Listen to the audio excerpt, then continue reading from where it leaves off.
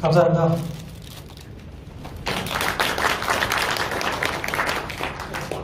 방금 소개받은 부산의 묘학과 이항석 교수입니다.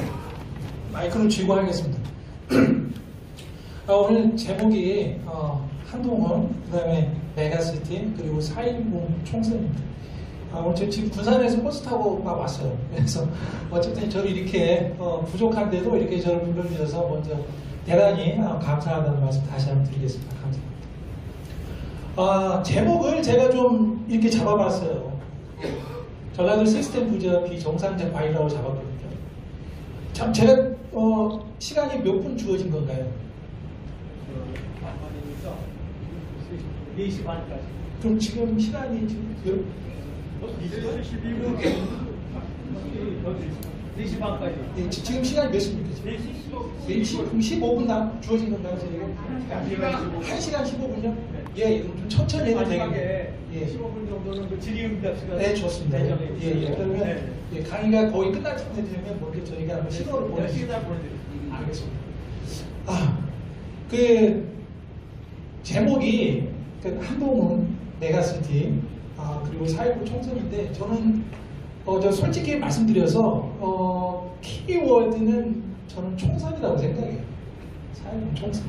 그 가운데 메가시티가 있잖아요. 지금 메가시티를 열정적으로 추구하고 있는데 사실은 그 메가시티도 우리 대한민국의 어떤 앞에 방향이나 우리 어떤 수도권 주민들이나 지방에 사는 주민들을 위한 어떤 그런 삶의 질에도 영향을 준다고 볼 수 있지만 솔직히 말씀드려서 지금 그 총선 전략으로 나왔잖아요. 우리 지금 메가시티가. 근데 우리가 꼭 여기서 알아야 될 게 제가 이번에도 관계를 제가 그 메가시티와 관련해서 책도 한번 냈습니다만 사실은 이 제가 드린 내용이 그 책의 거의 요약본이에요. 요약. 네. 제가 솔직히 저는 경제학을 전공했고요. 더 그 스페시픽한 제 전공 분야는요 게임이론입니다. 게임이론은 뭐냐면 이 상호작용을 연구해요. 상호작용. 그래서 정책을 만들 때, 정책을 제안할 때 우리 한국의 정책들은 제가 솔직히 말씀드리면 지금 뭐 메가시티다 뭐다 하는데 포인트가 없어요. 솔직히 말씀드리면 외눈박이 정책들이에요. 외눈박이 정책들. 지금 그럼 메가시티 한다고 하는데 메가시티 어떻게 할 건데요? 메가시티 어떻게? 우리 저기 와 계신 우리 저기 선생님들은 서울 시내에 거주하시겠지만 그럼 메가시티를 어떻게 할 거냐는 거예요. 솔직히. 그러면 또 편이 나눠진다니까요. 찬성하시는 분 계실 거예요. 그럼 반대하시는 분 없겠어요? 요 관계라니까요. 요 관계. 이걸 일방적으로 자꾸 해서 이렇게 하면 우리가 좀 유리하겠다. 저렇게 하면 불리하겠다. 요런 셈법으로 접근해서는 안 돼요. 그렇게 해서는. 지금 어제도 그러고 지금 뭐 이런 뉴스들이 막 나오고 하잖아요. 솔직히 말씀드려서 이건 지금 총선에 가기 위한 그 전략 중에 전략인 것인데 제가 연구를 할 때 제가 좀 솔직히 말씀드렸습니다. 가장 보면 우리나라의 어떤 전략들이나 이런 걸 되짚어 봤을 때 가장 핵심적인 게 뭐냐면요. 대부분 보면 실효성이 없어요. 전략이. 여러분도 솔직히 말씀드려서 지금 메가시티 이게 정말 실효성이 있다고 생각하세요? 지금 저출산 고령화로 지금 인구 다 줄어들고 있잖아요. 그러면은 그럼 메가시티 정체가 뭐냐는 거예요. 메가시티 정체가 메가시티가 그러면은 이 서울권을 근육을 해가지고 지금 그래서 물론 총선에 대해서 어떤 바람을 일으키고 있는 건 맞아요. 메가시티가 저는 상당히 긍정적으로 보고 있어요. 솔직히 말씀드려서 득표 전략으로는 솔직히 얘기해서 왜냐하면은 이 지금 경기도와 수도권 내에서 어떤 이게 지금 지금까지는 이게 굉장히 어떤 득표율이나 이런 것들이 정체되어 있었어요. 근데 그걸 만회하기 위해서 몇 퍼센트의 포인트가 움직일 가능성이 있다니까요. 그래서 유효한 총선 전략인 거 맞아요. 근데 그에 대한 솔직히 말씀드리면 컨텐츠가 없다니까요. 그럼 어떻게 할 거예요, 메가시티를? 서울에 다 몰아줄 거예요, 그러면 지방에서 인구가 다 올라가야 되는데요. 아니면 서울을 더 크게? 어떻게? 그럼 지금 서울시에다가 김포 더하고 하남 더하고 성남 더하고 이렇게 계속해서 저희가 서울을 더 넓히면 된다고. 물론 그것도 말이 돼요. 하지만 그러면 그것은요. 간판만 바뀌는 거 외에는 아무것도 아니거든요. 그래서 지금 얘기가 나오는 게 서울특별시 하남구로 한다는 거잖아요. 그럼 경기도 하남시하고 서울특별시 하남구는 뭐가 다르냐는 거고. 제가 좀 솔직히 얘기해볼까요? 달라지는 거 있어요. 달라지는 거 있어요. 집값이 달라질 수 있어요. 땅값이 달라질 수 있어요. 솔직히. 제가 군산에서 왔습니다. 군산에서 왔는데 요즘 군산에요. 좀 여담입니다만 아파트가 새로 들어졌대요. 그럼 그 아파트 타이틀이 뭔지 아세요? 역세권 아파트예요. 역세권. 아니 서울이나 경기도에 역세권이라고 많았잖아요. 지하철이 지나가니까 역세권이고 역세권이면 땅값이 오르잖아요. 맞잖아요. 근데 지방에 역세권이 웬 말입니까? 그래서 제가 역세권 그랬더니 군산역 근처에다 져서 역세권이래요. 정말입니다. 지역에 다 역세권이 있어요. 얼마 전에 제가 개인적으로 좋아하는 사람, 그 정치적 호불호를 떠나서 그 강모 씨가 있었잖아요. 강모 씨가 항상 경기도에서 경기 출마하면서 뭐라고 했냐면 자기를 찍으면 우리 집도 역세권 된다고. 땅값은 오를 수 있어요. 그게 뭐냐면 이런 거예요. 비정상적 과열에 속해요. 우리 경제학이요. 제가 경제학을 공부했지만 저는 게임이론과 행태경제학에 관심이 많은데요. 뭐냐면요. 사람은요. 이성적이지 않습니다. 고정경제학의 출발은요. 모두가 이성적이라는 전제가 있어요. 레셔널리티라고 하잖아요. 뭐냐면요. 수학적이라는 거예요. 사람은 다 수학적으로 합리적으로 판단해보고 한다는 거예요. 근데 우리 솔직히 말씀드리면 우리 뭔가 물건 하나 사고 얘기할 때 수학적으로 생각해서 합니까? 아니, 감정에 따라 하는 경우가 많아요. 감정에 따라서. 그 이유가 바로 역세권이라고 이름을 붙이면 땅값이 오르기도 하고 심지어는 지방에 지하철이 없지만 역세권이라는 이름을 붙인다는 거예요. 그럼 지방에서 역세권이라는 이름을 왜 붙이겠냐고요. 그 지역 사람을 모를까요? 알겠죠. 그럼 그 역세권이라는 말을 왜 붙일까요? 외지에서 와서 투자하는 사람들이 있기 때문에 역세권이라고 하면 관심이 더 가겠죠. 제가 솔직히 말씀드리면 우리나라 메가시티 좀 비정상적 과열에 속해요. 제가 볼 때. 내용은 그게 아니잖아요. 아니 우리 하남 시민들이 그렇다고 하남시가 옮겨져가지고 서울 북쪽으로 가는 것도 아니고 남쪽으로 가는 것도 아니고 뭐 이런 게 아니잖아요. 근데 찬반이 엇갈린다니까요. 왜 그러냐면 근데 이걸 무시하지 못해요. 사람이 어떤 비정상적 과열이라는 건 꼭 나쁘게만 알아두시면 안 돼요. 나쁘게만 하실 게 아니에요. 사실. 왜 그러냐면 부동산 투자, 주식 투자 이런 거에 있어서 항상 나타나요. 비정상적 과열. 그래서 우리나라에 보면 요즘 가장 문제가 되는 게 뭐냐면 가짜뉴스잖아요. 가짜뉴스. 오함, 음모 이런 게 왜 나오냐는 거예요. 요즘 가짜뉴스가 많이 지금 퍼뜨려지고 있고 그런 거 안 들어보세요. 가짜뉴스 누군가 퍼뜨리잖아요. 여러분 한번 생각해보세요. 가짜뉴스를 왜 퍼뜨릴까요? 가짜뉴스를. 게임이론 시간에서 한번 생각해보세요. 가짜뉴스를 왜 퍼뜨릴까요? 아니 좀 이따가 이제 또 검색해보시면 막 이렇게 사람들에 대한 막 허위 정보들이 돌아다니고 이 메가시티에 대해서 메가시티 나오니까 그들도 이상한 정보들이 막 다니고 그게 왜 누군가가 만들어낸 거예요. 의도적으로 퍼뜨리는 거예요. 왜 의도적으로 퍼뜨리느냐? 그 소문이 번지면서 누군가는 얻고 누군가는 잃기 때문에 그래요. 잘 생각해 보세요. 투자라는 건 여러분들이 투자를 할 때는 여러분들 돈을 갖다 여기다 묻는 거예요.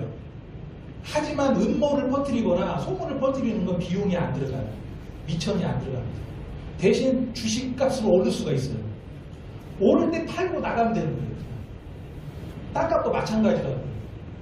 대한민국에 있는 이 메가시티 논쟁은요, 저 비정상적 과열 사태를 반영하고 있어요. 네, 저 비정상적 과열 사태. 제가 솔직히 말씀드리면, 지금 메가시티의 핵심은 이거예요. 우리 도시경제학에서 보면요, 이런 거거든요. 여러분들 내가 정말 한번 가슴에 손을 얹고 한번 먼저 말씀드릴게요.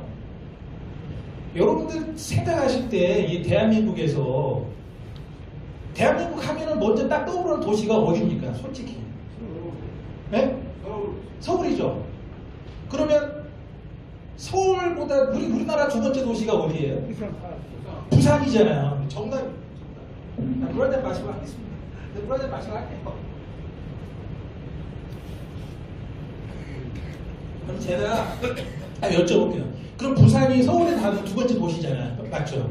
근데 여러분 정말 생각하실 때 부산이 서울과 경쟁할 수 있다고 생각하세요? 거기를 가로지으시죠.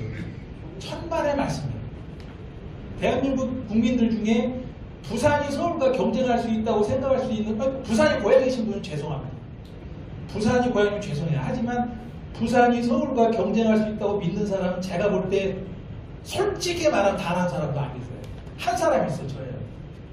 하지만 대부분은 경쟁이 된다고 생각하지 않아요. 그게 메가시티의 문제예요. 메가시티 논쟁이 있는 이유라고요.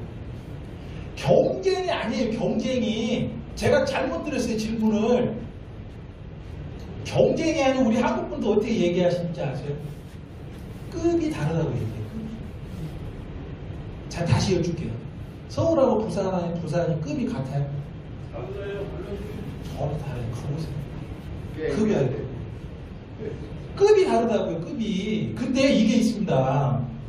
전 세계 어디를 가도 도시 어떤 규모의 분포도를 볼 때 우리 대한민국 같은 곳이 없어요.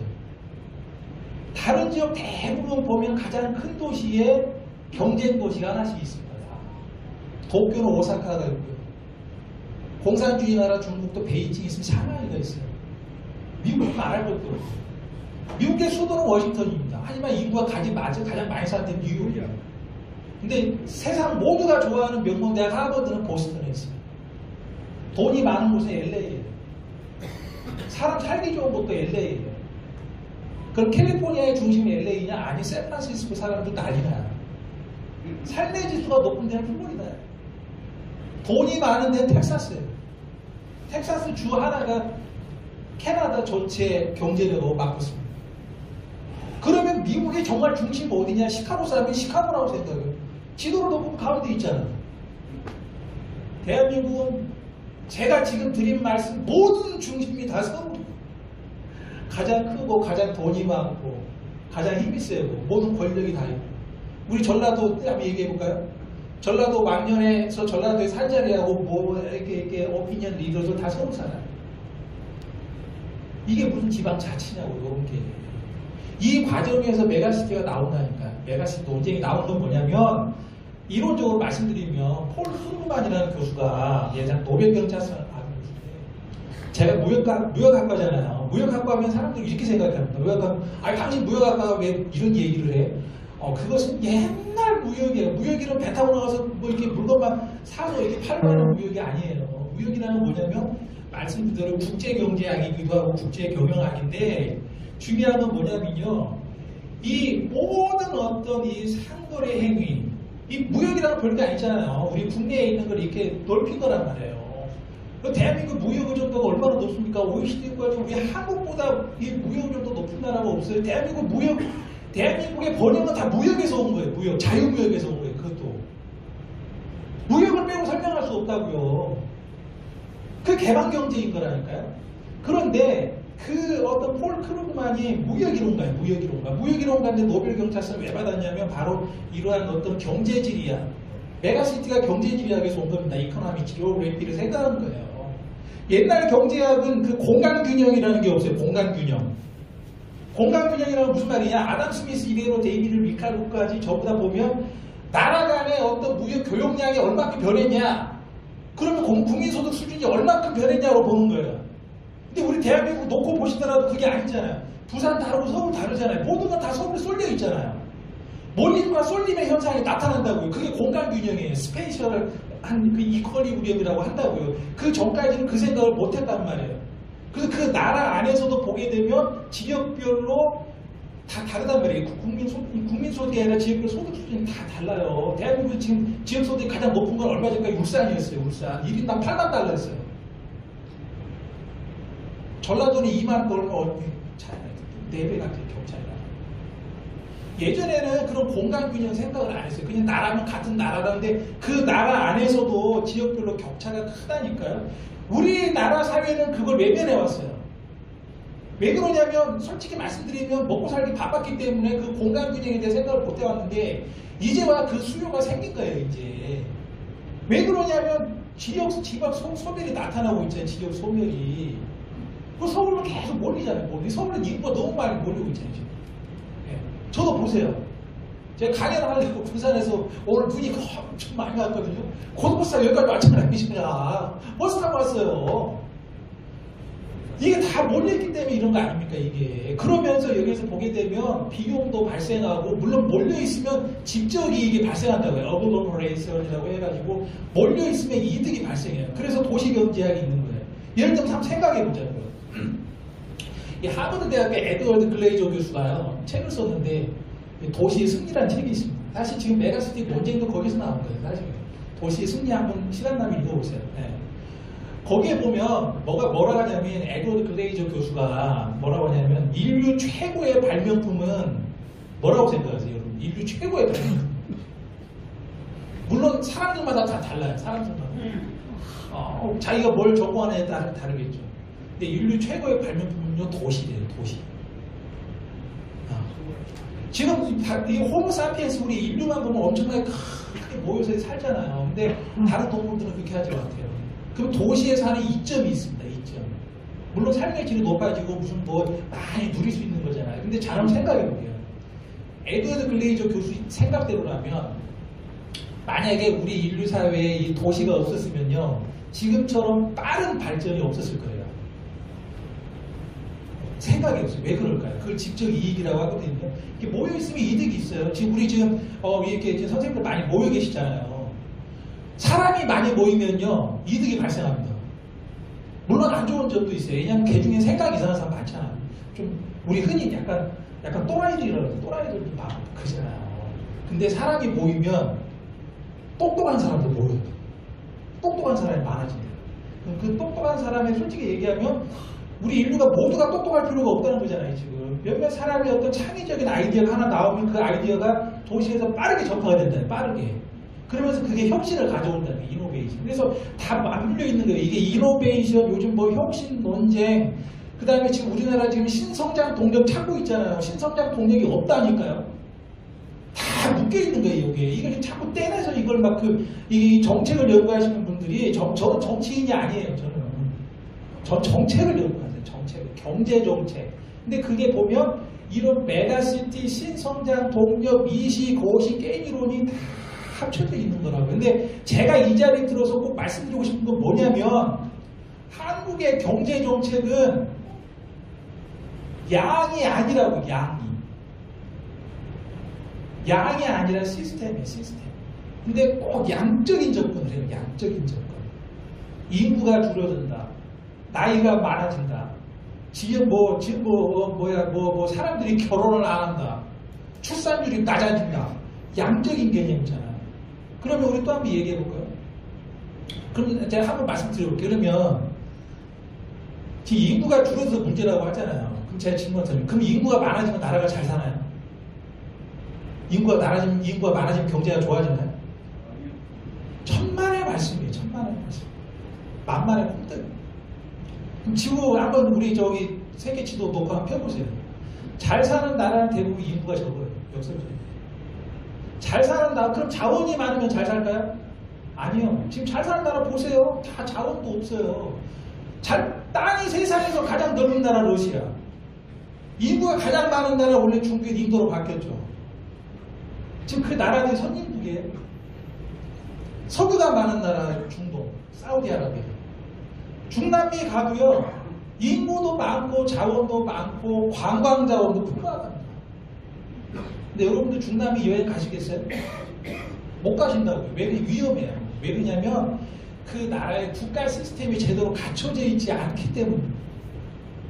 우리나라 지금 갑자기 또 말씀드리지만 이제 또 그래요. 요번 총선도 사실은 제가 그 얘기를 드리려고 지금 배경 설명을 드리는 건데, 예, 저도 솔직히 지향점이 있어요. 저도 지향점이 있습니다. 근데 이 자리에서는 그런 얘기를 좀 삼갈 텐데, 총선 중요합니다. 요번에 4.10 총선. 근데 제가 볼 때는 여야를 떠나서 너무 정책이 빈곤해요. 솔직히.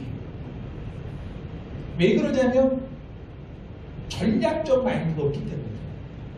그 전략은 뭐냐면 상호작용에서 나온다니까요. 상호작용. 왜냐하면 누군가 이런 선택을 하나 하잖아요. 그럼 상대방 가만히 있게 해서 상대방도 움직인다니까요. 여러분 그런 거 안 보셨어요? 이렇게 예를 들면 보세요. 이쪽 땅이 지금 통로가 좁지 않습니까? 여기 나가다 보면 이렇게 누군가 마주 오잖아요. 그런 적 있으시죠? 그럼 마주 올 때 보면 내가 요리 가면 이분도 요리 가고 요리 가면 또 요리 이런 게 있으셨어요? 없어요? 있으시잖아요. 예를 들면 그런 걸 연구한다는 게. 근데 그게 작은 게 아니라니까요. 작은 게. 갈등이 왜 터지는데요? 갈등이. 대부분 그런 게 부딪혀서 터지는 거예요. 손바닥도 자기 혼자 하면 그 마주에 소리 난다고 그러잖아요. 그렇죠? 그런 것처럼 우리나라 정책의 포인트는 뭐냐면 전략적 마인드가 부족하기 때문에 상호작용을 헤아려 보지 않아요. 상호작용. 그래서 일방향적으로 생각을 해요. 일방향적으로. 그래서 그게 안 되면 그 원인의 진단을 어떻게 내리냐면 양이 부족해서 안 된다고 생각해요. 아니에요. 그게. 대한민국 인구가 부족한 것도 아니고 땅이 부족한 것도 아닙니다. 유럽에 있는 서유럽에 있는 나라들에 비하면 우리나라 인구도 많고요, 자원도 많고요. 우리나라 작은 나라 아니에요, 여러분. 그 한국 분들이 가장 많이 하는 편견 착각 중에 하나가 대한민국은 작은 나라예요, 여러분들. 한국 작은 나라 아닙니다. 우리나라 지금 인구 5천만이죠. 북한 인구 3천만이라고 하잖아요. 8천만이면요, 유럽에서 제일 큰 나라예요, 한국이. 갖다 보면. 우리가 작은 나라 아니에요. 양이 부족한 나라. 지금 우리나라 경제 문제? 우리나라 경제 문제, 솔직히 우리나라 경제 문제가 지금 돈이 없어서 이게 일어난 문제 아니에요. 돈이 안 돌아서 생기는 문제, 안 돌아서. 다 서울에만 몰려있어서 생기는 문제, 솔직히 말씀드립니다. 제가 여러분이 서울 분들이니까 듣기 싫을지 모르겠는데, 저는 가끔가다 이 강연할 때 자주 비교하는 게 뉴욕과 멕시코 시티를 많이 비교해요. 뉴욕과 멕시코 시티. 세상에서 가장 큰 도시가 어딘지 아세요? 예? 뉴욕이요? 상해요? 멕시코 시티. 멕시코 시티 하나만 인구 3천만 명이에요. 근데 웃긴 건 뭔지 아세요? 여러분 뉴욕에 살고 싶으세요? 멕시코 시티에 살고 싶으세요? 뉴욕에 살고 싶으시잖아요. 멕시코 시티의 부자는 다 뉴욕에 살아요. 아니 뭐 우리나라도 마찬가지, 우리나라도 비슷하잖아요. 우리나라도 여기 계신 선생님들 중에서도 자녀분들이 많이 미국에 사시잖아요. 근데 중남미에서도 그렇습니다. 중남미에서도 보면 대부분의 거기에 기업인들, 그리고 그 기업에서 이렇게 많은 자산 갖고 계시는 사업가들, 멕시코도 마찬가지고요. 대부분 미국에 살아요. 그 특징이 뭔지 아세요? 우리 지금 뉴욕과 멕시코의 가장 큰 차이가 뭐냐면 저는 이 시각으로 봐요.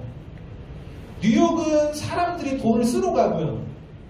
멕시코는 사람들이 돈을 벌러 가요. 지금 멕시코 안에서도. 멕시코 시티에.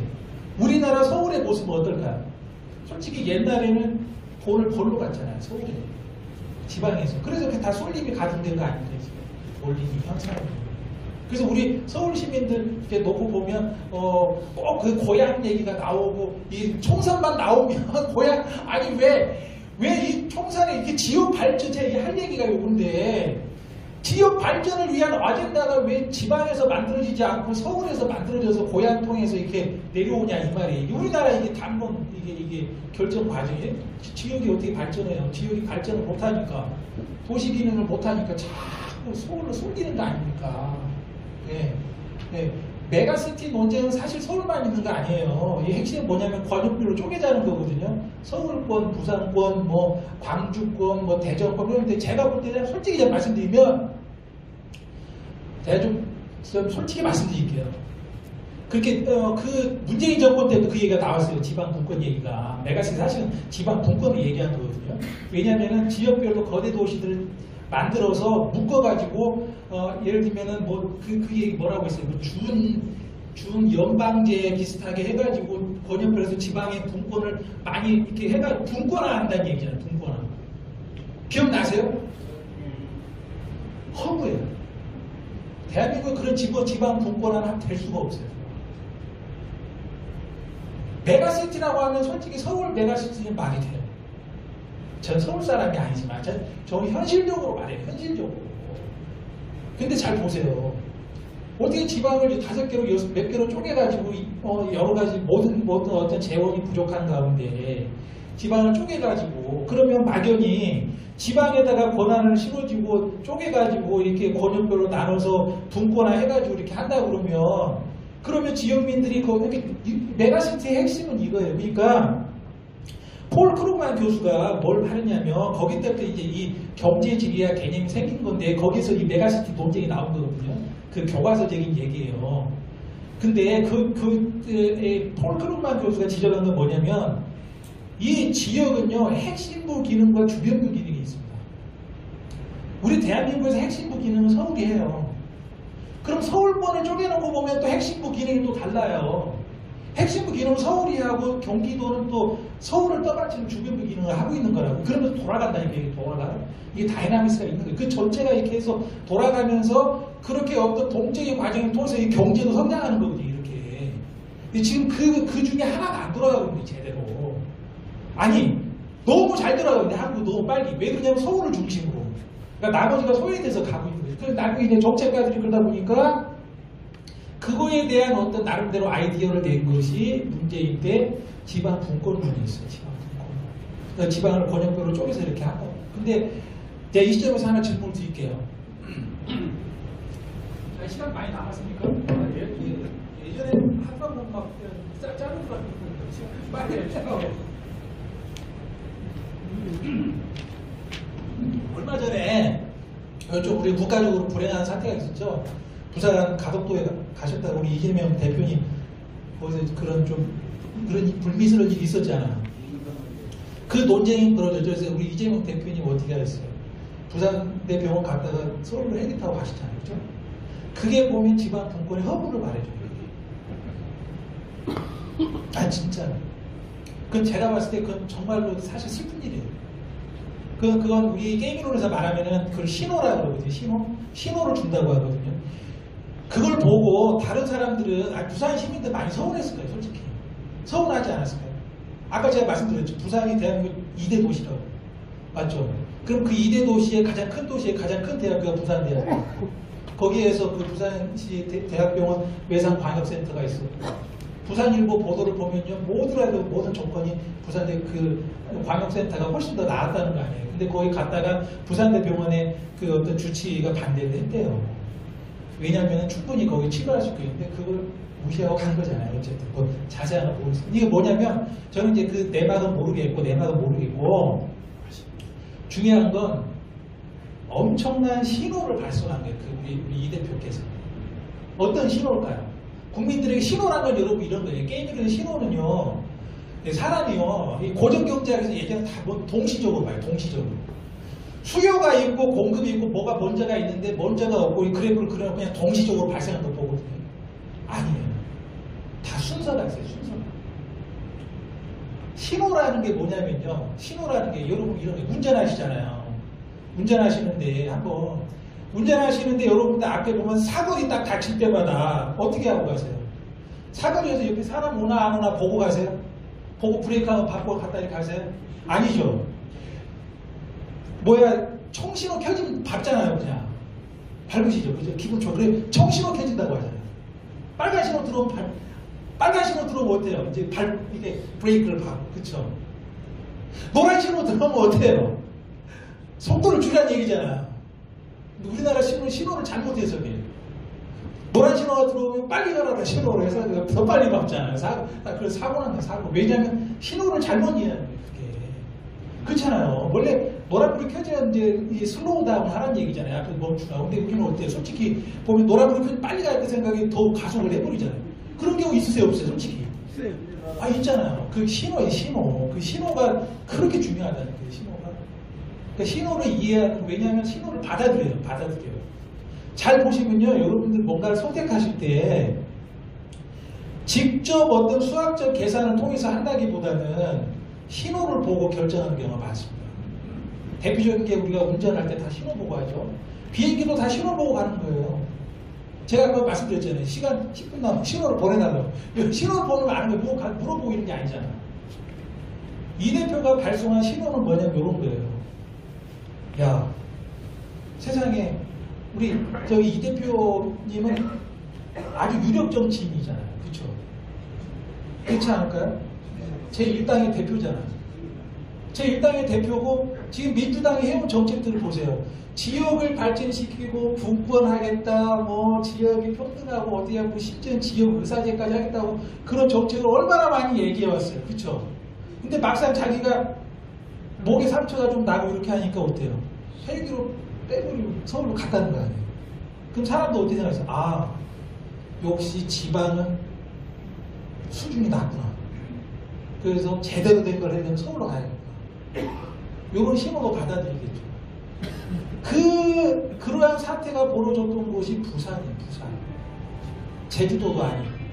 대한민국에서 가장 서울 말고 인구가 가장 많고 가장 크다는 부산에서 그런 얘기를 하죠. 저는 그래서 그게 굉장히 큰 신호가 됐다고 봐요. 저는. 예를 들어 이런 거거든요. 이게 바로 우리나라 지방 분권의 현실이에요. 근데 또 말씀드렸지만 사회적으로 그냥 말씀드렸지만 이 시점에 제가 다시 한번 말씀드려볼게요. 지방 분권이 되겠냐는 거예요. 이게. 그래서 저는 제안해요. 그런 인위적인 어떤 그런 지방 분권이 더 유효해요. 저 지방 사람인데 저 이렇게 얘기해요. 메가시스템이 필요하다니까요. 근데 정말로 그 도시 기능을 살려서 이 지역의 공간 균형을 형성해서 제대로 돌아가면서 정말 경제 동력을 살릴 수 있게끔 이게 설계가 돼야 되는 것이지 사람들 입맛에 따라 정치적인 어떤 인기를 위해서 이건 포퓰리즘이에요. 이런 게. 그러한 어떤 접근 방식은 위험하다. 이런 얘기를 하고 싶습니다. 그래서 제가 말씀을 드리면 요걸 이렇게 이거 움직여 주시나요? 네. 예. 아, 여기 있어요. 예, 예. 예, 좋습니다. 그래서 제가 그래서 이제 이 시점에서 꼭 얘기하고 싶었던 게 이건 이제 하나 사례. 근데 중요한 건 뭐냐면 시스템 문제예요. 시스템 문제. 그 비정상적화야. 솔직히 우리 나라가 여러분 이런 생각 안 해보셨어요? 우리 한국이 좀 과열됐다는 생각 안 해보셨어요? 과열됐다는 생각 한 번 안 해보셨어요? 그런 얘기 하시잖아요. 우리나라 하루에도 한 번씩 나라가 몇 번씩 뒤집어졌다 이런 소리 하잖아요.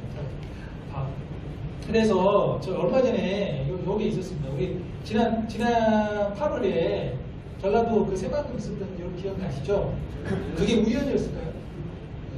이런 얘기 좀 조심해야 되는데 이게 뭐 메가시티와 무관한 얘기들이 아니에요. 자, 솔직히 결론적으로 말씀드리면 우리 전라도가 요 어떤 도시화의 어떤 요런 게 이런 기능이 제대로 안 돼 있습니다. 근데 그 기능의 핵심은 뭐냐면 제가 아까 말씀드린 대로 양이 아니고 시스템이에요. 시스템 문제도. 또 하나 요거와 연결이 민주주의라는 말 요거 말하고 민주주의가 솔직히 우리 여러분들 중에 민주주의자 아니신 분 계세요? 말은 좋잖아요. 근데 제가 꼭 하나 말씀드리고 싶은 것은 민주주의자라고 자기가 민주주의는요 실천하는 것이지 자기가 규정짓는 게 아닙니다. 저 민주주의자예요. 네. 근데 좌파 정치인들 이게 보면 이게 항상 입에 달고 다니는 민주주의라고. 지방 분권이 요즘 같이 쓰거든요. 요즘은 경제 민주주의라는 말도 하잖아요. 경제 민주주의가 어디 있어요? 경제 민주주의는 없습니다. 공유경제, 사회적 경제, 경제 민주주의 다 그런 없어요. 그런 말 없어요. 경제는 시스템으로 돌아가요. 시스템이 있느냐 없느냐. 시스템이. 여러분 예를 들면 지금 제가 지금 극단적인 발언하는 거예요. 진짜. 아니에요. 이게 사실을 말씀드린 건데 지금 여기도 보면 이런 기계들이 있잖아요. 기계들. 요런 기계들 있죠. 요 기계잖아요. 지금.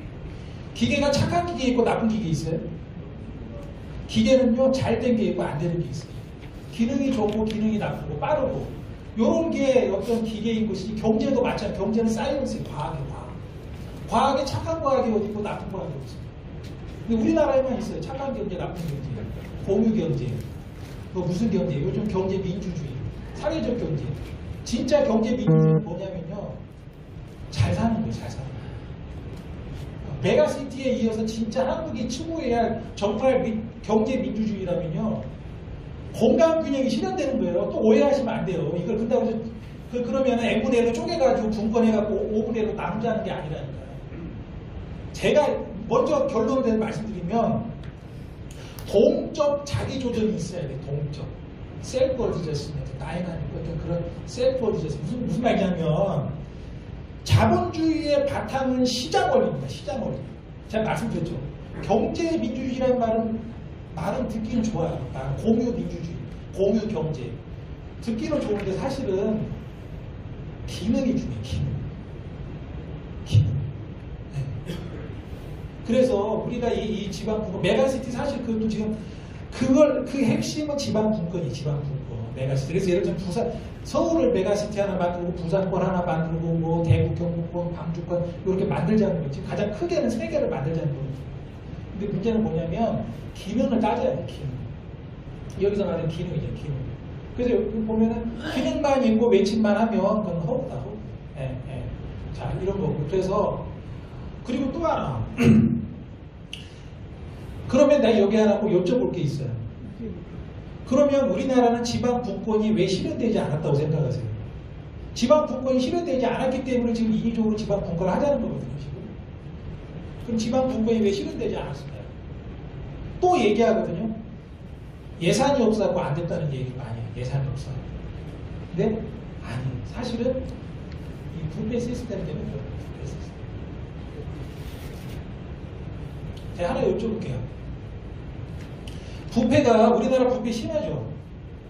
솔직히 우리나라 부패 심하거든요. 한국하고 멕시코도 OECD 국가입니다. 한국도 OECD 국가예요. 근데 여러분 솔직히 미국에 살고 싶으세요? 멕시코에 살고 싶으세요? 미국에 살고 싶으시잖아요. 네. 멕시코는 왜 싫으세요? 위험해요. 그리고 또 하나, 그 한국과 멕시코가 가장 비슷한 게 있는데 뭔지 아세요? 부패 지수가 비슷해요. 부패 지수가. 돈은 한국이 더 많아요. 부패 지수가 비슷해요. 근데 이 부패를 놓고 보면 이거는 게임 이론이에요. 부패 지수가 서울이 높을까요? 지방이 높을까요? 왜 지방이 높다고 생각하세요? 끼리끼리가 있기 때문에. 왜 그러냐면은 경쟁 시스템이 안 돼 있기 때문에. 서울은 부패가 좀 더 낮을 가능성이 있어요. 왜 그럴까요? 경쟁이 있고 큰일 나잖아요. 잘못하면. 견제를 하잖아요. 잘못하면 큰일 나잖아요. 그죠? 저도 지금 말하면 조심스럽잖아요. 이게 또 뭐야 이렇게 막 녹음하셔가지고 저렇다면 어떻게 해요? 조심스럽게. 근데 지방에 갈수록 이런 게 없어요. 그럼 제가 또 하나 질문 던져볼게요. 그러면 이렇게 부패가 만연한 가운데 예산을 많이 주면 어떻게 할까요? 그 예산이 옳게 써질까요? 쭉쭉 빼먹어요. 네, 제가 답변은 안 하겠습니다. 네, 이거예요. 이거 가장 중요한 게. 이런 게 안 돼 있는데 무슨 자꾸 예산을 달라고 하냐는 거예요. 예산을. 맞습니다. 아주 지방 사람 예산 많이 주면 좋아요. 근데 저 양심. 본 게 있어서 그래. 본 게 있어서. 세금 많이 걷어가지고 주면은 이런 끼리끼리 이렇게 시스템이 창궐해 있는 데서. 저는 좀 솔직해요. 저보다 인생 선배님이시고 그런데 저는 그래요. 저 연구를 하면서 저도 이 지방에다가 막 돈을 많이 줘야 발전할 거 아니냐, 예산 많이 달라고 이렇게 얘기하면 편하겠죠. 근데 아니에요. 그건 솔직히 말씀드리면 그건 밑 빠진 독이에요. 밑 빠진 독. 그리고 지역민들의 삶에 도움이 되는 것도 아니에요. 그 지역 유지들의 삶에는 도움이 돼요. 이런 거예요. 그래서 보세요. 이 게임으로 보면, 그러니까 오늘은 좀 지금까지 여러분들이 생각했던 그 감염명은 다르실 거예요. 왜 그러냐면 저는 게임 이론을 바탕으로 해서 설명을 하기 때문에 그렇습니다. 자, 얘기 한번 볼까요? 이런 먼저 부패하고 부패 시스템 어떻게 다를까요? 부패하고 부패 시스템 어떻게 다를까요? 부패는 쉽게 설명을 드리면 어떤 또라이가 저지르는 게 부패예요. 어느 학교 또라이가 있어서 여러분 보시게 되면 어느 조직이나 뭐 하다 보면 약간 이상한 사람이 계시잖아. 저 얼마 전에 또 모임에 나갔는데 누군가 제 우산을 갖고 사라졌더라고요. 얼마나 속상했는지 몰라요. 기가 뻥뻥. 제가 아끼던 우산인데 지금도 그게 너무 섭섭해요. 뭐 남의 걸 뭐하러 가져갑니까? 가져가는 거 있잖아요. 진짜 없을 줄 알았거든요.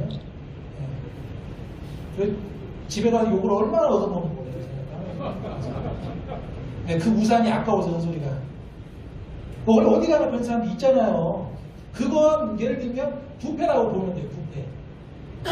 근데 뭐냐면 그런 부패 시스템은 뭐냐는 거예요. 부패 시스템. 그건 우산을 가져간 사람 좀 이상한 사람이 가져갔을 거 아니에요. 이해합니다. 그럼 얼마나 분했으면 세상에 제 걸 가져갈까 싶어요. 그냥 이해하기로 했는데 그거 부패라고 쳐요. 부패 시스템은 뭐겠냐고. 부패 시스템. 이상한 사람만 부패를 저지르는 게 아니고 정상적인 사람도 같이 저지르는 거예요. 왜 그러냐면요. 같이 저지르지 않으면 자기에게 해코지가 벌어요. 모두 다가 똑같이 하면 같이 가담을 할 수밖에 없어요. 그래서 부패를 다 같이 저지르는 거예요. 같이 저지르고 같이 나눠 먹고 모두가 같이 감추고. 그래서 제가 아까 그랬죠. 지방이 서울보다 부패 지수가 훨씬 높습니다. 지방에 가면 공기도 좋고 물도 깨끗하고 요즘 막 그런 많이 뭐 지방에 살고 싶어. 얼마 전에 어떤 분은 그런다면서요. 뭐 전라도로 농촌 유학 보내자고 얘기했다면서요. 그렇게 보는 게 다 저는 이게 판타지예요. 지방은 솔직히 제가 말씀드리면, 제가 정말 솔직하게 말씀드리면, 지방은 전원일기의 곳이 아니에요. 살기 좋은 곳이 아니에요. 솔직히 말씀드리면. 불편한 곳이에요. 대한민국 정부가 정말 지방 정책에 대해서 아이디어를 내려면, 지방은 불편한 곳이라는 거에서부터 시작해야 돼요. 근데 제가 한국에 와서 TV를 켜보면 왜 이렇게 채널도 많아요? 채널도 많아졌어요. 채널 몇백 개 채널이. 근데 어느 날 봤더니 전원일기를 왜 이렇게 많이 해요? 전원일기 한 5개를 하더라고요. 전원일기. 그 전원일기 저 보면 뭘 느낀지 아세요? 저건 판타지. 전원일기의 그 모습이 우리 솔직히 아니 우리 근데 고향 얘기를 하면 좋잖아요. 마음이 푸근해지고. 우리 여기 지역이 고향이 무심도 많아요. 그 어떤 고향에 대한 어떤 그리움의 정서를 제가 조롱하려는 게 아니에요. 여기서 말하는 어떤 지방의 모습은 지방도 시골만 있는 거 아니에요. 지방에도 있을 거 다 있습니다. 지방에도 권력자가 있어요. 그 권력자와 결탁한 자본가도 있고 다 있어요. 서울 권력보다 진짜 권력은 지방 권력이에요. 대한민국 정치 지형을 보세요. 네, 다 보면은 지방 권력이 정말 끝판 권력입니다. 전라도의 권력이에요. 네, 삶의 질 수준은 낮을지 몰라도 정말 끝판 권력은 다만 그 권력을 지역민들이 누리지 못한다는 것 뿐이지 이 지역에 있는 이 정치인들이 진짜 권력가들이에요. 제가 그런 차원에서 얘기해요. 그건 저는 이게 판타지라고. 그 지방을 이끌어가는 사람들이 바로 그 지역의 권력가들이에요. 더 큰 문제는 그 지방의 권력은 견제되지 않고 통제되지도 않고 경쟁도 없어요. 그 와중에 지방 분권 얘기가 나와요. 그래서 저는 말씀드립니다. 지방 분권은 허물어요. 먼저 이 시스템이 갖춰지지 않았으면 지방 분권은 메가시티, 우리 한동훈 위원장도 생각해봐야 할 메가시티 컨셉이 있다면 바로 이 점을 빠뜨려서는 안 돼요. 마구잡이식으로 뭔가 이렇게 나눠 먹겠다는 발상은 안 돼요. 기능이라니까, 기능. 네, 그래서 또 보겠습니다. 쉴러. 이분도 노벨 경제학상을 받은 쉴러입니다. 로버트 쉴러라고 하는데 행태 경제학에 있어서 권위자예요. 그래서 예를 들면 이분이 주로 연구한 이런 거예요. 이분이 뭘 하려고 했냐면 주식에 대한 어떤 주가가 어떻게 만들어지고 어떻게 결정되냐를 연구해요. 주가뿐이 아니라 자산 가격. 우리 자산 있잖아요. 자산. 대한민국의 가장 큰 자산의 근원이 뭡니까? 대한민국에서. 부동산입니다. 이분이 그 부동산 가격 연구의 대가예요. 근데 전 세계에서 가장 다이나믹한 곳이 대한민국 부동산 시장입니다. 우리 한국에 몰려있는 몰림과 쏠림. 솔직히 모든 게 서울로 몰리고 쏠리잖아요. 그렇지 않습니까? 제가 통계를 찾아봤는데 대한민국 100대 기업의 본사가 3개가만 지방에 있대요. 하나가 포항지하철 포항. 또 하나가 울산 현대중공업. 또 하나가 참 자랑스럽지만 닭고기 회사 할인 전북 익산에 있대요. 생소하시겠지만 나머지는 다 서울에 있어요. 대한민국 돈의 70%가 다 서울에 있답니다. 우리 대한민국에서 어떤 여론 주도층, 주요 언론, 메이저 언론, 대한민국의, 아니, 생각해보세요. 대한민국의 유력 방송사, 언론사, 다 서울에 있잖아요. 100% 서울에 있잖아요. 미국의 박스뉴스는요, 뉴욕에 있지만 CNN은 애틀란타에 있어요. 다 따로 있잖아요. 우리나라는 그만큼 모든 게 서울에 몰리는 게 왜 그러냐면, 바로 그 몰림과 쏠림의 현상이 나타나는 근원 중에 하나가 바로 이 부동산이에요. 여러분 그 뉴스 들으셨죠? 서울에서 가장 가난한 동네 땅값이 부산에서 가장 비싼 동네 땅값이 추월했다고. 아파트 값이. 그걸 보면 게임이 끝난 거죠. 이 서울에 저 솔직히 부동산만 몰려 있을까요? 또 뭐가 몰려 있어요? 다 몰려 있어요, 다.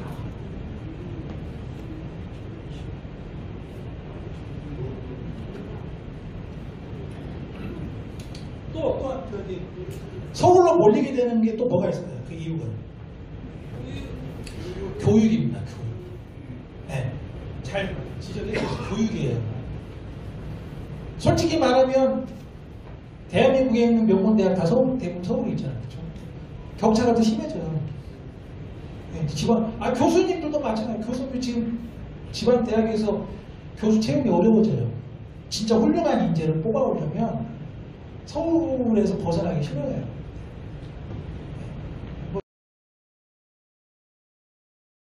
대학보다 더 중요한 게 뭔지 아세요? 명문 학원이래, 학원. 명문 학원은 100% 다 서울에 있고 강남에 있대. 명문 학원. 그래서 다 쏠리는 거예요. 그래서 지역에서도 보면 강원도에서, 전라도에서, 부산에서 아이들 초중고 다닐 때부터 학원 보내려고 서울에 온대잖아요. 강남에. 그러니 이 몰림과 쏠림이 진전이 되겠냐고, 이런 게. 근데 이런 것들이 다 보면 맞물려 있어요, 이런 게. 그래서 보면 이 슐러가 지적한 게 뭐냐면 이 바로 비정상적 관리. 우리 한국 사회를 관통하는 게 제가 볼 때는요, 이 비정상적 관리. 근데 내가 하나 여쭤볼게요. 근데 우리나라가 여러분들 그거 아세요? 정말 전 세계에서 공부를 가장 열심히 하는 대한민국이에요. 제가 대학에서도 논문도 쓰고 책도 쓰고 하고 있지만 저는 학생들한테 공부 좀 그만하라고 합니다. 솔직히.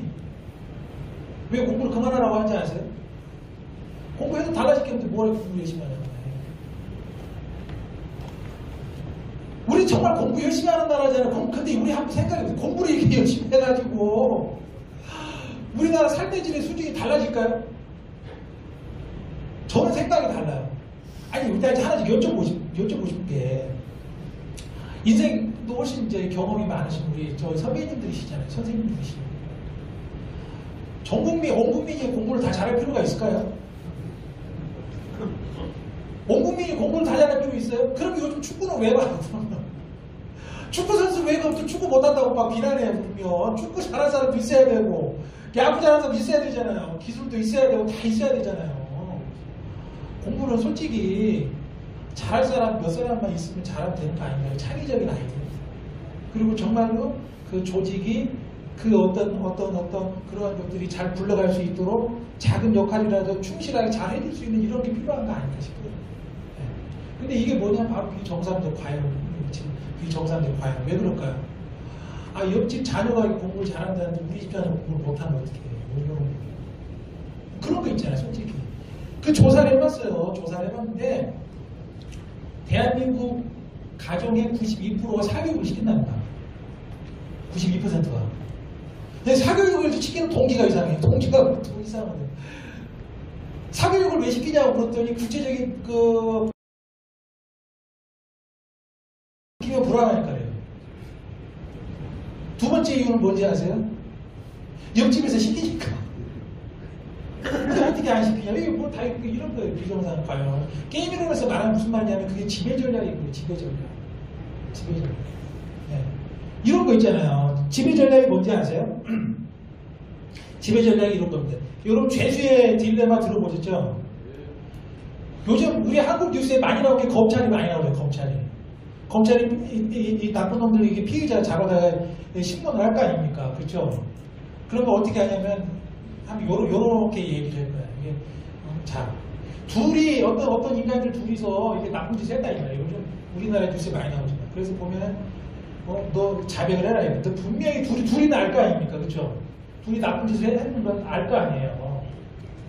나쁜 짓을 하라고 시켰다. 거짓말을 시켰다. 근데 그 중요한 건 그 증언을 안 한다는 거잖아요. 그럼 어떻게 하냐면 이쪽 방에 하나 가둬놓고 이쪽 방에 하나 가둬놓고 그래서 검사가 가서 걔한테 가서 야 너 잘 생각해봐. 검사는 알아요. 예를 들면은 딱 보면은 이렇게 촉이 오잖아요. 직관적으로. 근데 이 죄가 성립되려면 자백을 받아야 되잖아요. 스스로. 그래야 된대요. 자기 이 심정만으로는 안 되잖아요. 분명히 거짓말을 했는 걸 알겠지만. 그럼 어떻게 하냐면, 야, 너 그러지 말고 나한테만 솔직히 말해라. 네가 말을 하고 제가 지금 말을 안 할 때 네가 나한테 솔직히 말해주면 내가 너를 풀어주겠다. 그리고 네 죄를 쟤한테 다 뒤지고 씌우겠다. 그리고 걔한테 가서 또 얘기하는 거야. 야, 너 솔직히 한 거 안다 내가. 근데 나한테 솔직히 말해라. 너 나한테 말해주고 지금 집에 갈래? 아니면은 말을 안 하면 제가 하는 것을 너한테 뒤집어 씌우고 네가 말을 하면 네가 뭐 쟤한테 뒤집어 씌우겠다. 나 한 명만 보내겠다. 이렇게 하는 거야.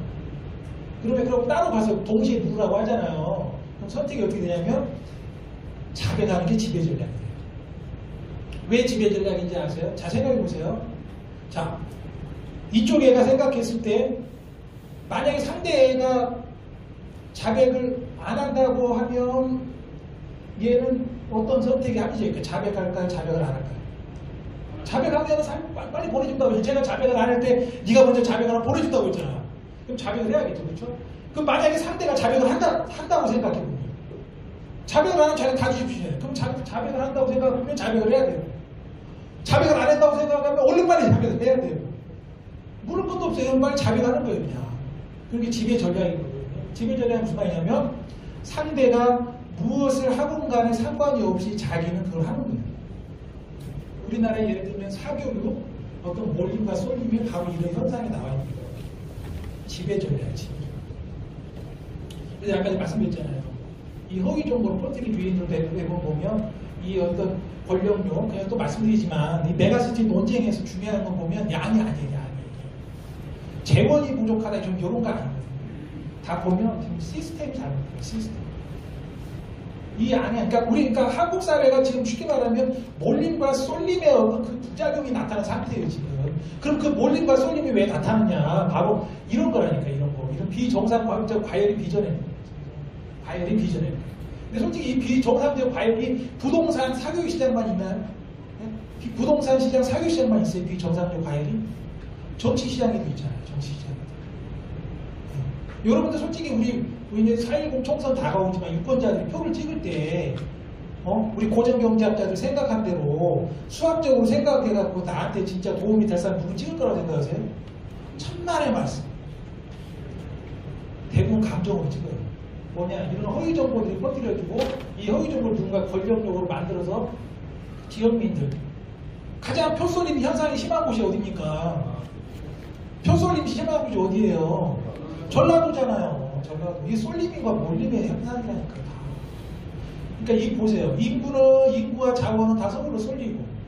그럼 전라도에서는 그러면 어떤 대책 마련을 해가지고 시스템을 마련해서 유인해 와야 될 거 아닙니까? 근데 표가 몰려가지고 이렇게 하면 어떻게 되겠냐. 그래서 더 이 인구 쏠림이 더 가중되는 거예요. 서울적으로 이렇게 자꾸 지역이 소멸되고 있다고요. 그 근원에 요게 있다는 거예요. 지방에 예산을 내려준다고 해서 요게 되는 게 아니에요. 시정되는 게 아니에요. 지역 소멸이 사라지는 게 아니라고요. 이 어떤 진짜로 분권 기능은 바로 이런 어떤 시스템을 마련하는 거예요. 시스템. 이 권력을 향한 거부 충동. 이 제가 한 얘기 아니에요. 이거 슐러 교수가 한 얘기예요. 제가 했으면 얼마나 좋겠어요. 이거를 상도 받고 얼마나 섹시한 거잖아. 이 야수적 충동이 있대요. 뭐냐면 늘 그 사회에는 권력을 향한 거부 충동. 보면 우파에 대한 반사를 주장했습니다. 이런 거 아세요? 요즘 우리나라에 보면 요즘 여러분 그런 거 안 보셨어요? 좀 시간 부족해요 이제? 아니 20분 남았어요. 10분 남았어요? 아니 그래서 지리오기가 15분 또된 건 없고. 예, 좋습니다. 예. 충분해. 10분만 하시고. 알겠습니다. 예. 자, 우리가 또 볼까요? 이게 이 헛소문 바이러스. 우리 사회에 여러분 헛소문 바이러스 보셨어요? 안 보셨어요?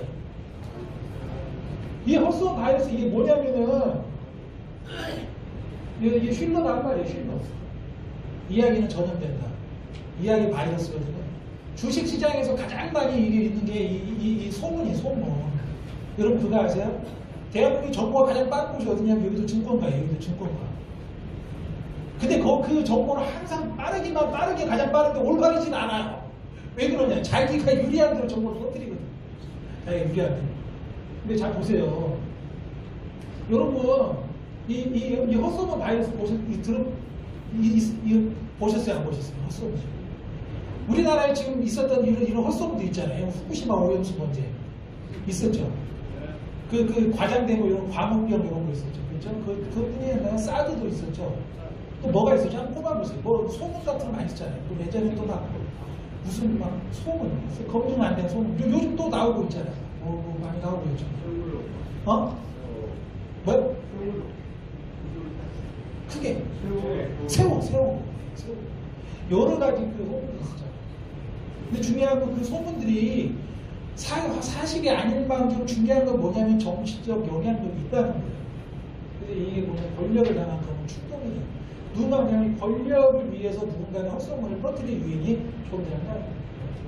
그래서 보면 제 고향이지만 전라도에 비정상적 과열 상태가 많아요. 전라도의 비정상적 과열 상태. 좀 솔직히 말씀드리면 선거 때만 되면 전라도에 늘 놔두는 말이 뭔지 알아요? 전라도가 못 사는 이유가 곧 논쟁이 벌어져요. 좀 있으면 또 벌어질 거야. 그래서 저는 초대 안 해요. 지역방송. 몇 번 나가서 했어요. 근데 난 사실, 난 솔직히, 난 이게 사실이에요. 아니, 솔직히. 아니, 그게 아니라, 이게 예산을, 내 잼버리 때도, 잼버리 예산이 없어서 못한 거 아니라니까요. 근데 저한테 막 그래요. 아니, 교수님 왜 그런 소리 하고 다니냐, 막 저한테 그래요. 아니, 교수님 그런 소리 하면은, 준예산 주겠냐, 지금 막, 저한테 좀 섭섭한데, 저는, 그건 아니에요. 왜 그러냐면, 전 진짜 전라도민을 위해서 말하는 거예요. 제 양심이 나와서. 그럼 그 예산이 내려와 솔직히 우리 전라도민들 살때 도움되는 게 아니에요. 중요한 시스템을 갖춰야 할 거 아닙니까?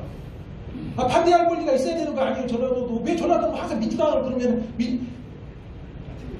단 얘기는 안 하겠습니다. 그럼 왜 전라도 왜 특정 당에 대해서 왜 모두 다가 지원을 해준 상태에서 왜 표를 몰아줘야 돼요? 그게 진짜 권력 아닙니까? 그렇잖아요? 왜 반대하면 안 돼요? 왜 특정 정당이 얘기하는 것에 반대하면 안 되냐고. 근데 그 분위기가 그런 분위기가 아니라니까요. 그래서 보면 바로 그게 왜 그러한 몰림과 쏠림에 기반이 되는 게 뭐냐면 이 비정상적 과열 상태인데 요걸 부추기는 사람들이 또 있어요. 항상 이 헛소문 많이 듣고 대표적인 게 뭐냐면은 내가 말씀드렸죠. 이제 또 그 논쟁 나올 거라. 전라도는 왜 이렇게 못 사냐. 제가 봤을 때 시스템이 없어서 못 산다거든요. 여기서 말한 시스템은요. 민주주의 시스템이에요. 민주주의가 뭔지 아세요 여러분들? 자유민주주의라고 외치잖아요. 민주주의를 외치는 게 아니에요. 제가 아까 말씀드렸지만 우리 사회가 민주주의를 규정준다고 규정되는 게 아니고 이게 실천입니다.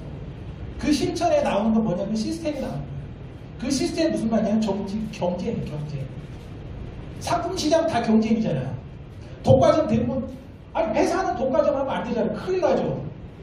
미국에서 예전에 가장 큰 미국에서 돈을 가장 많이 번 회사는 스탠다드 오일이에요. 그거 나는 그 독과점법 그거 제정해가지고 왜냐면은 회사가 너무 그 어떤 파워가 강한 파워. 기업의 힘이 강해지면 다 쪼개잖아요. 그럼 왜 정당은 그렇게 안 하냐고. 왜 전라도에 그 문제의식이 없냐는 거예요. 전라도 일당 독재잖아요. 완전. 일당 독재는 안 되고 일극 체제잖아요. 시스템이 안 돼 있는 거라는 거예요. 시스템이. 정치도 시장 권리가 적용돼야 맞죠. 정치도 서비스잖아요. 서비스 경쟁 아닙니까? 근데 서비스 경쟁이 없으면 누가 그 양질의 정치 서비스를 제공하겠어요. 이런 거잖아요. 예를 들면 어차피 쟤네들은 어차피 우리를 찍어줄 거야. 그러니까 소비자가 봤을 때 어차피 우리가 독점이니까 우리가 만들면 얘들 살 거야. 뭐로 잘 만들어요, 그러면. 그럼 보세요. 그러면 다른 정당 어떻게 생각해요? 한 정당은 어차피 우리가 개판처럼 우리를 찍어줄 거야. 그럼 다른 정당은 어차피 잘해도 안 찍어줄 거야. 그럼 누가 관심 가져주냐고요. 이러니 이게 발전이 되냐고 이게. 그 제가 항상 얘기하는 거예요. 그래서 그 지역에 하시는 분들한테 그렇게 해주면 안 된다. 그렇게 하면 정말로 전라도민들의 어떤 삶이나 삶의 질이나 이런 거 보면 이 문화주의 이런 건 안 된다. 정치 독점은 안 된다. 정치 독점. 가장 중요한 정치 독점, 정치 독점. 근데 아니 생각해보세요. 시장 독점도 아니고 정치 독점 상황에서 어떻게 시스템 기능이 이게 돌아가겠습니까? 그게 잼버리 사태 나온 거예요. 잼버리 사태 때도 또 말씀드리지만 잼버리 사태 때도 거기에다가 그 아이들 그거 하면 안 된다고 지역 언론에서 문제 제기를 했어요. 여러분들 지역 언론에 관심 없으시잖아요. 문제 제기했어요. 근데 지역에서 묵살된 거예요. 전국의 소리에서 열어서 문제 제기해서 뜨거워서 땡볕에서 잘못하면 애들 큰일 난다고. 이제라도 20몇쯤 남겨놓고 우주로 바꿔야 한다고 주장이 나와서 보도가. 근데 그냥 너무 또 솔직히 깜짝 놀랐어요. 제가 군산 살잖아요. 저 가봤거든요. 아무것도 없는데 뭘 하나 싶었는데 진짜 거기서 한 거예요. 그게 왜 그랬겠냐면 시스템이 없으니까 간 거예요. 왜? 1급 체제니까. 다른 사람의 목소리 듣지 않잖아요. 그런 게 어디 있습니까? 그건 아니에요. 그게 시스템이라는 건 그런 거예요. 시스템이라는 건. 여러분 북한도 중국도 어디고 간에 민주주의라는 말은 국호에 다 들어갑니다. 근데 그게 민주주의가 아니잖아요. 기능이 있어야 민주주의인 거지. 자, 좀 이제 좀 속도를 내서 좀 보겠습니다. 여기 보면 여기 어떤 시스템 부재의 증거가 바로 요거예요. 이런 거예요. 지방선거 하면 거의 몰아주기 나오잖아요. 그죠? 네, 몰아주기. 그래서 여러분 잘 보세요. 제가 이렇게 얘기합니다. 일당체제라고 얘기하면 저한테 막 그래요. 당신 이 말 챙길 수 있냐고 저한테. 언제 민주당, 아니 언제 특정 정당이 일당체제냐. 한 명이라도 이거 보면 뭐 36번 중에 35선 민주당 한 선은 순창 진보당 나왔으니까 일당체제 아니지 않냐고 이제 얘기하는 거예요. 이게. 게임 이론에서 말하면은 요런 게 일단 체제. 왜 그러냐면, 보세요. 100% 장악하지 않았으니까 일당이 아니라고 주장하는 건 많이 허구적 주장이에요. 진짜 뭐냐면은, 이거예요, 이거. 게임 이론은 권력이 변할 기대가 없는 상태. 내가 하나 여쭤볼게요. 내가 전 솔직히 저 애한집이 가네요. 내가 정말 제 고향을 생각해서 하는 소리예요. 여러분들이 정말 이렇게 전라도에 대해 편견을 가지신 것이 아니고, 전라도 비판하셔야 돼요. 전라도에 대해서 혐오를 갖는 건 도움이 안 돼요. 여러분 그거 아세요? 이 전라도의 응집력, 이 전라도를 기반으로 한 특정 정치 세력이 왜 저렇게 강성해지지 않아요? 전라도에 대한 혐오를 먹고 삽니다. 그 혐오가 바로 비정상적 과열이에요. 냉정하게 비판을 해주세요. 비판. 이런 식으로 비판을 해주세요. 이게 민주주의는 아니잖아요. 이게 민주주의입니까? 이게? 우리 전라도도 민주주의를 하는 게 맞잖아요. 그렇잖아요. 그러면 이게 그러면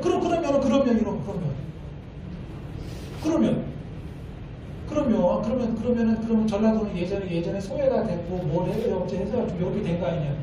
그래서 우리가 민주주의 외쳤으니까 민주주의를 요란하게 외쳐서 민주주의 아니냐. 아니라니까요. 그게 아니에요. 민주주의는 결과로 나오는 거고요. 시스템이 돌아가야 돼요. 그래서 또 보면은 100% 장악이 안 됐으니까 일당체제가 아니라고 주장하는 건 희박하다. 왜? 게임에서 얘기하지만 권력이 변할 기대가 없는 상태. 다시 제가 질문드려요. 여러분들 전라도가 변할 거라고 생각하세요? 요번 총선 하나 여쭙겠습니다. 이런 것도 말 잘못하면 또 뭐가 돼요 또? 아니죠? 요번 저 기대하고 있어요. 요번 총선 전라도 저기 그 투표했다가 달라질까요? 안 달라질까요? 안 달라져요. 기대가 지금 안 돼요. 아무도 기대를 하지 않잖아요. 저도 안 달라질 거라고 기대를 하거든요.